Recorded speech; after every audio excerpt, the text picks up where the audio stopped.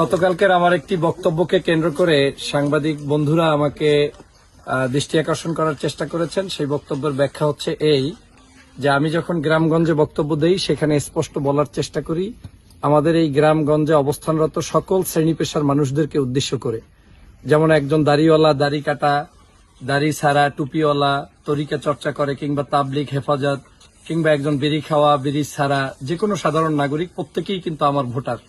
আমার বক্তব্যের মূল উদ্দেশ্য ছিল যে বাংলাদেশের আপনারা যারা বিড়ি খান বা সিগারেট খান, আপনি যদি এই খাবার অভ্যস্ত অবস্থায়ও আপনার দোকানে গিয়ে বসেন, সেই দোকানে গিয়ে আপনি এই বিড়ি খাবেন, সেই খাওয়া অবস্থায়ও আপনি দাঁড়িপাল্লার পক্ষে বক্তব্য রাখবেন কিংবা দাঁড়িপাল্লার পক্ষে আপনি ভোট চাইতে পারবেন।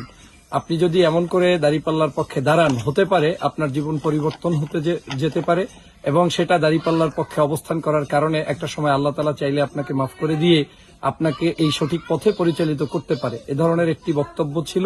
সেই বক্তব্যটা হয়তো কেউ কোনোভাবে মিসলিডিং করেছে কিংবা বুঝতে ভুল করেছে, কিন্তু যার পূর্ণাঙ্গ বক্তব্য আমার ফেসবুক পেজে আছে, শুরু থেকে শেষ পর্যন্ত দেখলে কিন্তু আপনারা পারবেন।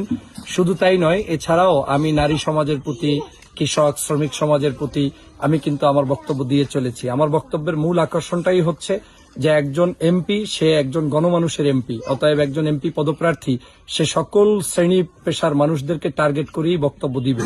এবং আপনারা জানেন যে বাংলাদেশে আলেম সমাজ, ইসলামিক স্কলাররাও কিন্তু বিভিন্ন সময় নসিহতে বলেন যে সৎসঙ্গে সর্ববাস, অসৎসঙ্গে সর্বনাশ। আজকে যারা সৎ পথে পরিচালিত করে, আল্লাহ তাআলা চাইলে একটা সময় তার জীবনকে পরিচালনা করতে পারে, নতুন করে তার জীবন ফিরিয়ে দিতে পারে, সৎ পথে চালাতে পারে। অতএব একজন বিড়ি খাওয়া মানুষ সে কি দাঁড়িপাল্লার পক্ষে ভোট চাইতে পারবে না? একজন বিড়িওয়ালা মানুষ সে কি দোকানে গিয়ে দাঁড়িপাল্লার পক্ষে ভোট চাইবে না? সে কি আমার ভোটার না? সেই জায়গা থেকেই আমি বলেছি যে আল্লাহ চাইলে ওই ব্যক্তিকেও আমাদের পথে পরিচালিত করতে পারে, ভালো করে দিতে পারে।